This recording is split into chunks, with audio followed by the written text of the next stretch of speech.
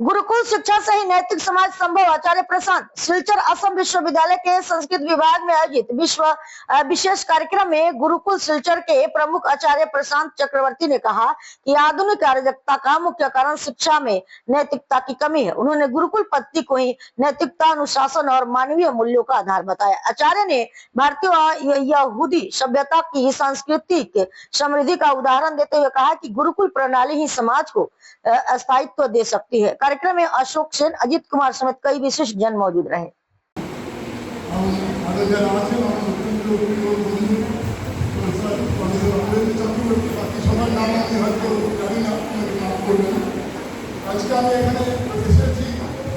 माननीय उपाचार्य प्रोफेसर राजीव मोहन तरफ जेहेतु उपाचार्य बर्तमान विश्वविद्यालय नहीं